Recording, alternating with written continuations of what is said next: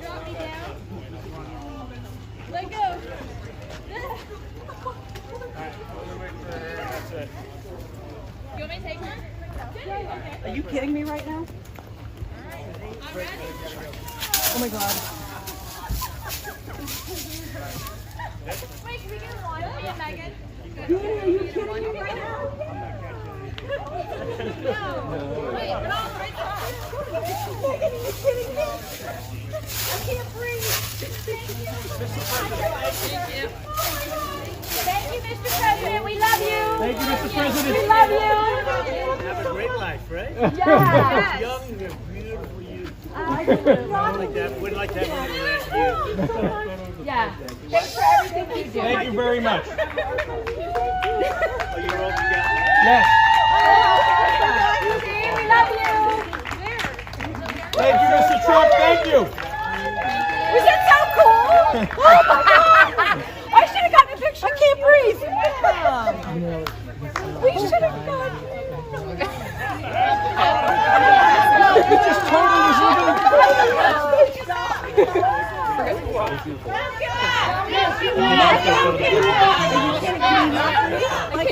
That is awesome. Dad, we just got a picture with you. That is awesome. That was actually I don't think I won't tell him. Oh my God. He was playing golf. The word we have is that he was playing golf when it happened. And this is some video of the president out playing golf. And when the network started calling it, I think CNN went first, and then sort of everybody called it all at once. And then Fox called it maybe 30 minutes later or so, something like that. And then everybody's just been kind of watching this all day. But the president heard while he was on the golf course, stayed on the golf course, we're told. We don't know anything about how the golf, there he goes. And then we have some pictures of him when he arrived back at the White House. You saw that scene there, thousands and thousands of people out cheering. Well, he drove past that on the way, and that's a photo that will, that'll probably be one that lives for a while. As he was going back in, 45, President Trump, the 45th president of the United States, going back into the White House.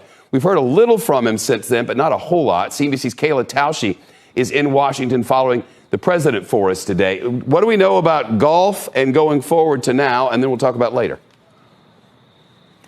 Well, Shep, it was about 4 hours between when that original call came and when the president returned to the White House. He spent much of that time on the golf course and sort of enjoying the company that was with him. But privately, aides say that he was fuming, not just because of the call that was made, but also because of a perceived lack of support from those that were working for him, not only in the White House, but also on the campaign. And the campaign manager, Bill Stepien, and the deputy campaign manager, Justin Clark, tried to speak directly to that in a call earlier this morning with donors and organizers, where they urged supporters to stay at the ready to attend rallies and protests and fights for the president as he continues this legal challenge going forward, and sort of echoing the president's tweets and statements, even as questionable as some of those, the language in those have been, which is why we're not going to show them to you, but essentially trying to vocalize their support for the president in the way that he feels he wants to respond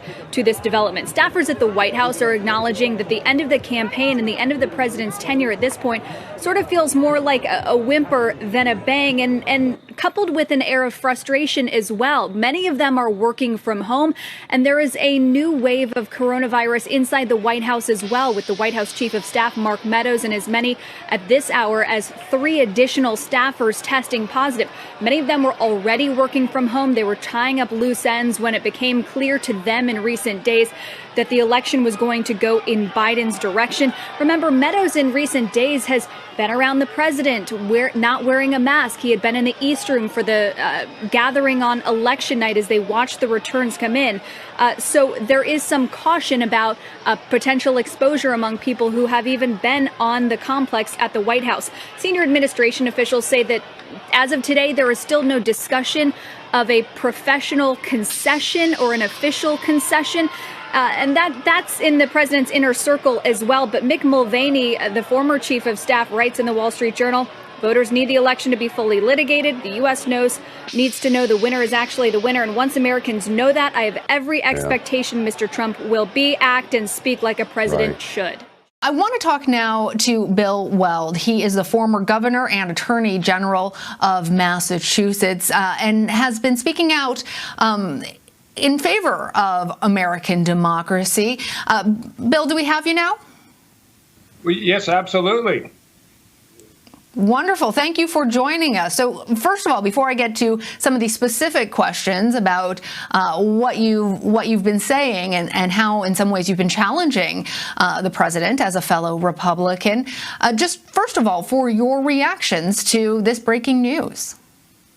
Well, I think it's terrific for the country. I've known Joe Biden for a long time. He's always had friends on both sides of the aisle. He's a very practical guy. People sometimes forget that he was a longtime chairman, not only of Senate Foreign Relations, but of Senate Judiciary. And that knowledge was in vivid display when he debated Paul Ryan in the 2012 vice presidential debate. And that's a measure of the depth that Joe Biden has. The other thing that I always think about him is that he's an institutionalist. He really is a man of the Senate. And I recall at least one instance when Obama was president, and Mitch McConnell was frustrated because there was a standoff and he didn't feel he had an audience on the other side. And he said, who do you got to know around here to get a deal done? And then a light bulb went off in Mitch's head and he walked across the street and did the deal with Joe Biden. So I think that's a harbinger of things to come. Well, the president has also made several unfounded claims to the American people about fraud and corruption in the ballot counting. You've spoken out about that, even as state officials have debunked those allegations and made it really clear that they are untrue. But Mr. Trump continues to push this message. So what is your response, and what do you have to say about why you're so troubled by that? Well, I think what the president said this morning is just beyond reason. And his flailing around about Pennsylvania, he's lost that twice in the United States Supreme Court already. And he's just showing his bitterness. And it's the move of a small man. It's not the move of some broad gauge person. I hope he's enjoying himself on the golf course. But Governor Weld, the president has been laying the foundation to contest the results of the election for months and has continuously attacked the security of democracy, of our mail-in voting systems, despite previously, and even in this case, voting absentee, voting by mail-in ballot himself. What does this tell us about the president's plans to contest the vote, and what does this mean for his chances at reclaiming the White House? He has no chance of successfully contesting the vote. I mean, he took his people into Michigan. They said, Your Honor, we have fraudulent votes. And the judge said, do you have any evidence? No, we don't have any evidence. And the Michigan judge basically said, give me a break. Get out of my courtroom. Yeah. All right. Well, President Trump has remained active on social media. Twitter has flagged several of the president's tweets since Tuesday for misinformation. How has the length of the ballot counting process impacted the president's message over time? And as a fellow elected leader, as a fellow Republican, what do you think his obligation is for how he ought to be speaking to the country in this moment? Oh, he has an obligation to act like a grown-up. But that's a mantle that he has not yet assumed ever since he was elected president. So I wouldn't look for that to happen anytime soon. Also in Lansing, President Trump supporters held a rally at the state capitol, energized by the president's declaration that he will not concede, and has his legal team filing lawsuits. And during a rare Saturday hearing, Michigan Republican lawmakers issued a subpoena for the election records. Our Victor Williams is live in Lansing. Victor, what are you hearing tonight? Well, guys, first off, things have certainly calmed down from the way they were just a few hours ago. What you're seeing right now are a lot of the Biden supporters who have now come to, I guess, voice their opinions on the results. Very stark difference from what we saw just hours ago, with a lot of angry Trump supporters who are saying they're just downright not accepting the results.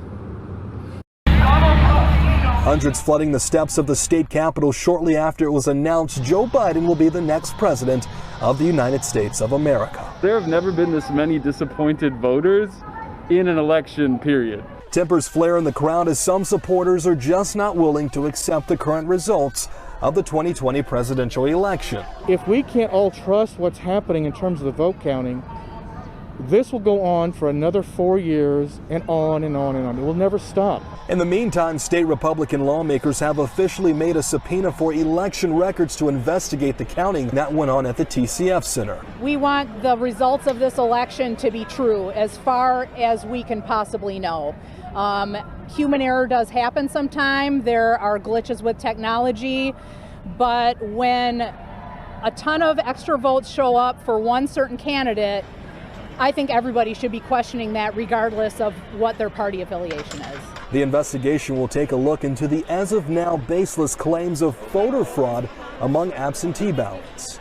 There's a lot of fishy stuff going on that's been exposed. The glitch in the computer system, ballots from the post office, ballots found here, Trump ballots found in dumpsters. And when the outcome of the investigation is revealed, that's when these Trump supporters claim they'll accept Biden as their new president. If they do a recount and Biden's the one, okay. But there's just too much up in the air, too many questions, too many stories of dishonest behavior that have gone on with this election, and we just want to get to the bottom of it.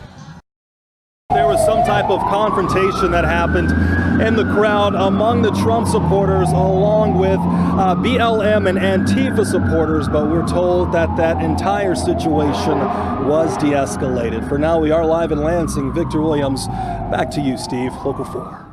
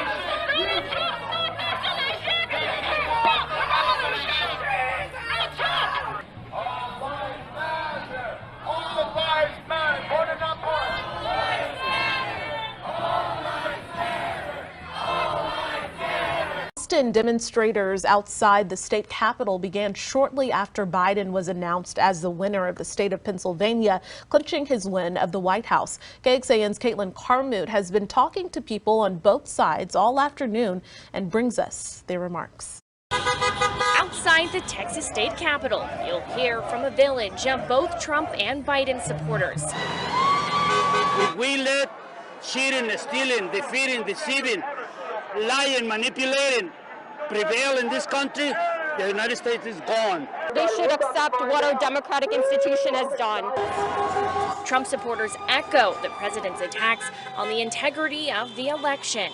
We just want a fair counting of the votes, that's all, not, fake votes. I'm not going to stop. And so today I think that we'll get out about 50,000, 60,000 Americans. Ali Alexander helped organize the 50 Stop the Steal rallies across the U.S. His organization is calling for a deeper dive into the election results. The Supreme Court is going to rule on, what's constitutional and what's not constitutional. It's like a weight has kind of lifted off my shoulders. There's kind of like this ominous cloud at the beginning of the week. The other side of the table is taking the president-elect's historic win as a victory. We have seen before our eyes for the last 4 years how the nation has changed and completely transformed in front of our own eyes. So it was happy for us to see that we wanted our candidate to win, and he did win. Caitlin Carmouche, KXAN News.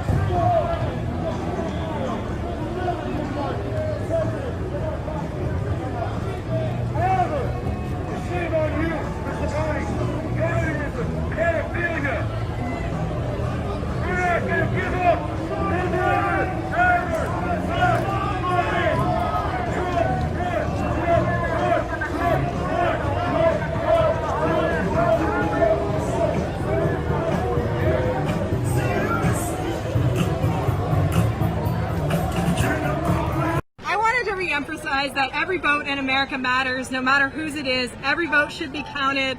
I'm really proud of President-elect Biden for pulling this one out, but like, I just wanted to come out here and also be like a counterpoint, because you see on TV all these Trump flags and saying, oh, it's, you know, only Trump supporters at these, or only Biden supporters, and they're fighting at these polling places.